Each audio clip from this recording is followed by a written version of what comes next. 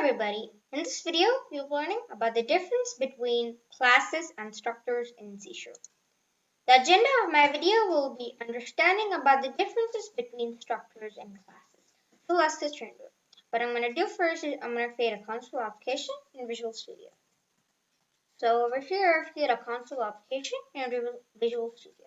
So now let's go ahead and talk about the differences between structures and classes. So the main important difference between structures and classes is in memory allocation. So in order to demonstrate that to you, I'm going to declare another class and a structure. So structure tab. So this is going to be called student structure or student struct, and then we'll have a class called student class. Okay. Now inside of these both we'll have properties. So prop int, the first one is going to be ID, prop string name. Okay. And we will do the same for class, prop int ID, prop string. Okay. Okay, so now I just want to say that this is a difference between a class and a struct. Classes are implicitly derived from system.object. Okay, that's the base class. That's where classes are derived from. Whereas structures are implicitly derived from system.value type. Of course, you cannot inherit a structure, okay, from another structure or a class. Now let's go ahead and again start talking about memory allocation of a structure and a class. So now in order to demonstrate that to you, over here I'm going to declare an integer variable x and assign this to be 10. So now when I put my mouse over this int, it is a structure, okay? It is not a class, it's a structure. And now we are going to have another one int y set to 50, semicolon, okay? Now over here I'm going to have an if statement to check whether x is less than y, okay? So if x is less than y, so these we're referring to the variables. If x is less than y, then we will create an object of this class, okay, student class. So student class, student equals new student class, okay, and we will initialize these or assign these properties. So student, I'm going to call the student class that id, set this to like a 10 or 12 this time. The student class dot name. I'm going to set that to, okay, semicolon. And one more thing, as per the naming convention in C#, private variables should be in camel case, while I've named it over here in Pascal case. And we're going to go ahead and change that to camel case. So x in lowercase and y in lowercase, okay? So like I said, structures will be stored in stack memory, okay? So in our case, we have this integer, which is a structure. Int is a structure, okay? So int x and int y will be stored in stack memory. Now let's try to understand about class members. So over here where we're creating an object of the student class here, we're giving it the name, the object name, a student class, and then we're initializing or assigning some class members, in our case ID and name, okay? So in the memory allocation, this is going to be split into two parts, okay? The first is the variable reference, the reference variable, and the second is the original or actual object, Okay, so what I mean by variable reference or reference variable is the name of the object. Okay, so in our case, like I said, it's student class. This will be going into, or this will be stored in the stack memory. Okay, whereas these the actual objects, ID and name are the actual objects. They are the class members. They will be stored in the heap memory. Now I just want to make sure that you have understood what I have explained, and I'm going to do that with a PowerPoint presentation. Okay, so I'm just going to open that right now. So this is the presentation that I've created for you to get better understanding about the memory allocation for classes and structures. So over here inside of the stack memory, we have the variables x and y, which are integers, and they are stored over here because integer is a structure. And structures are going to be value types, so they'll be stored in stack memory. Okay. Now let's understand about the class. Okay.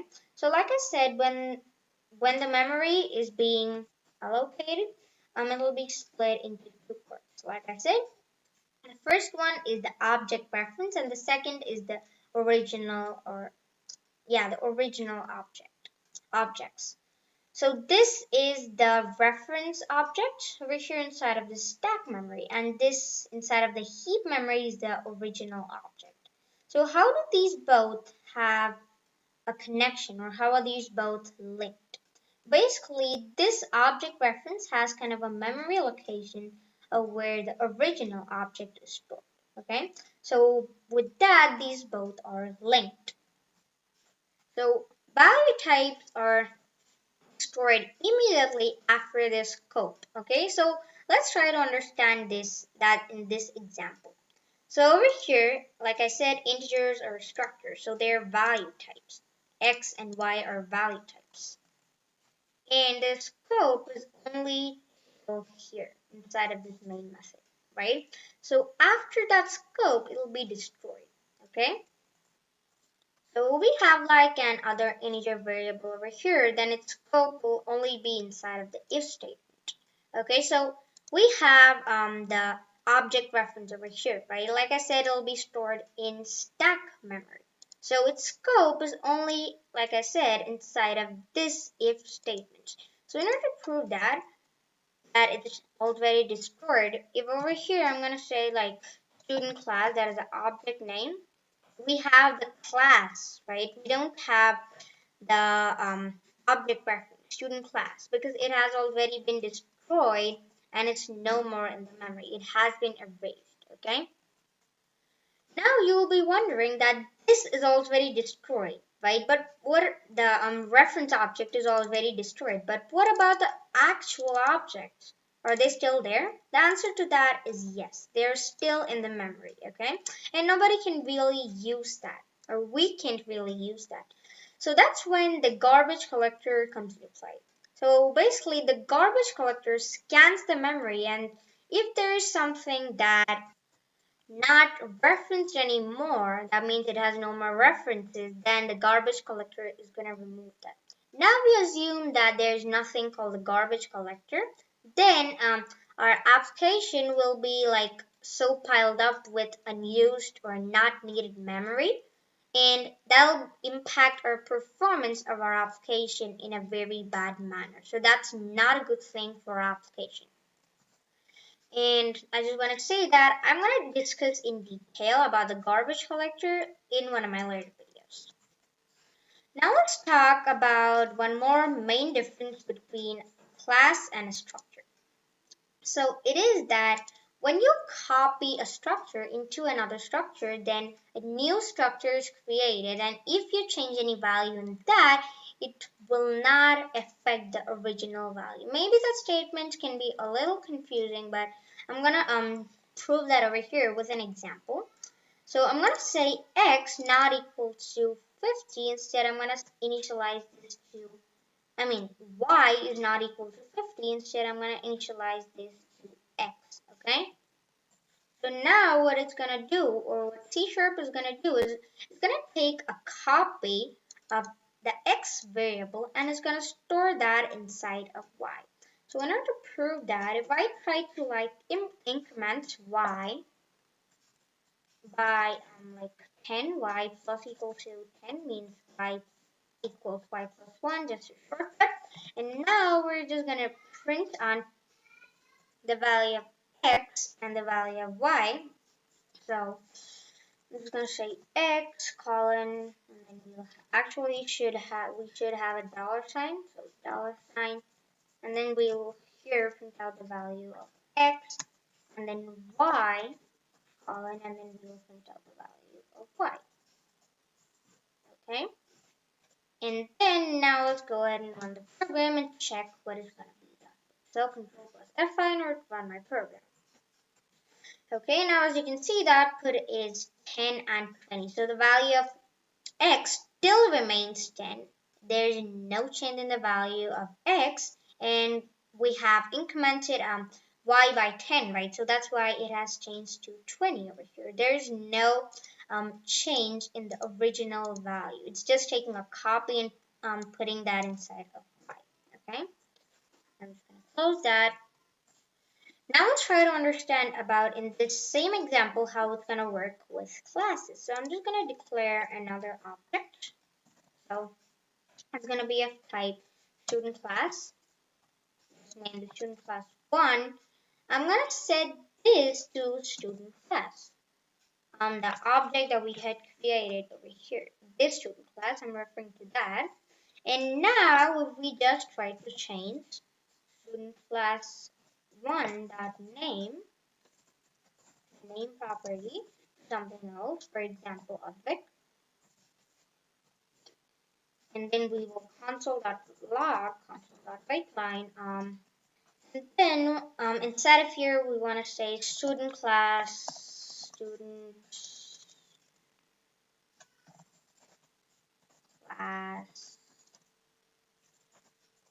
name colon, and then placeholder here we will print out student class dot name. Okay, and then in a new line, so /n, we will have student class 1 name colon, and then we'll have the value instead of that. So student class 1 dot name. Okay, so now let's go ahead and run the program and check what is going to be the output. Okay, so Control plus F5 and I'll run my program. So as you can see, even student class name and student class 1 name is set to autocomplete. Okay, so let me try to explain what's happening here. So over here where we are assigning student class 1 to student class, it will create a copy of student class and it's going to assign that to student class 1. But the original object is going to stay the same. So basically, when we make any change to the original object by even student class 1, like we have did over here, like student class 1.name, then it's going to reflect in the original object that is over here. So these both have the same memory location of the original object. So this is proven that they're both pointing to one same original object. So to make you more clear on that, I'm just going to show that in the PowerPoint presentation. So here's the PowerPoint presentation. So like I said, student class and student class 1 are both pointing to the same original object. That is this original object, okay? And if we make any change, either from student class or student class 1, it's gonna reflect inside of this original object. In our case, from student class 1, we changed the name. Student class 1.name, we set that to object, okay? So it reflected over here in the original object. From object, it had changed to object, right? That's what was happening over there. So now let's move on into talking about some more differences between classes and structures. So in my last video, I already talked about the differences between structure and classes in the matter of constructors and destructors. Okay, so if you have not watched that video, I strongly recommend you to go watch that. Okay, So now let's go and talk about the difference between classes and structures in the matter of inheritance. Okay, so over here, if I try to inherit a class, another class or a structure from the structure, so say student struct, and I'm gonna put in a column to inherit this. I say, like for example, program,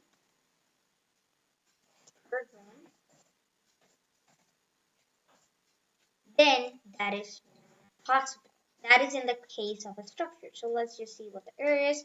Type program and interface list is not an interface. Okay, we can inherit.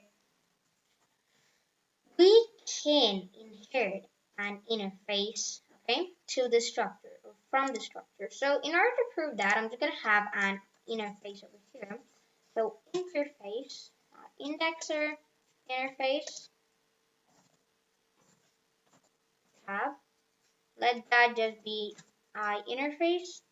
Okay, and I'm gonna inherit um, this second student structure from interface. Okay, so this is possible. Okay, but when we try to inherit another structure or another class from this student structure, it's not possible. Now let's take a look. Oh, wait, we need that actually. Now let's take a look at the same thing for a class. Okay, over here I try to inherit a program, for example. This is gonna work. Okay, we have no error. And now I try to inherit this class from this student structure. It is not possible. Okay, so let's just check what the error is. Student class cannot derive from seal type student structure. So basically, this is proven that structures by default implicitly are marked as seal. That means you cannot inherit that. Okay, or you can also not use that as a base structure for other classes. Okay, you also cannot specify explicitly that the structure is sealed because already by default it is sealed. Okay, so if I come over here and I say the structure is sealed,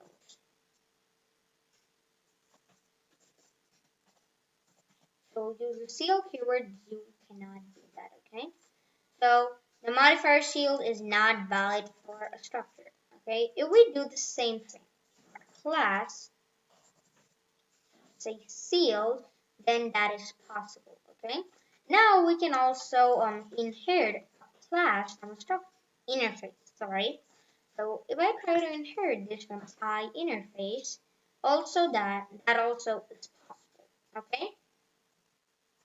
Now we can not make a structure or we cannot mark it as abstract. Well, we can do the same for classes. So if I say abstract, and basically we use the abstract keyword for making it as a base class. Okay, it's not allowed to create an object. Okay, but we kind of like do the same thing for a structure. It makes no sense because you cannot inherit a structure, right? Then what? It does not make sense, right? So the there over here, the modifier abstract is not valid for this item. And I said it does not make sense. Why is that? So inheritance is already not allowed. Okay, so if we try to create an object, it's not going to work because abstract basically makes it as a base structure, which makes it restricted to create an instance or object of the structure. So how can we really use the structure? You cannot inherit, you cannot perform inheritance with structures. And now while using the abstract keyword, you're not even, you're restricting it via, by using the abstract keyword. So the abstract keyword is not allowed, but we can of course create an object of a structure, okay? Now let's go on and talk about the next differences. So over here inside of a class, we can have a virtual method. And virtual means that you can override that method in the inherited class, okay? So public virtual void print student info.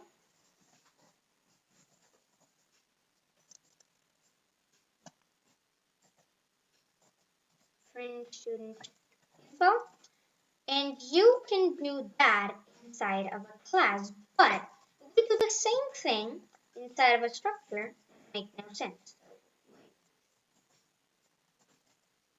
Because structures are not allowed to inherit, right? So that's because by default it is sealed.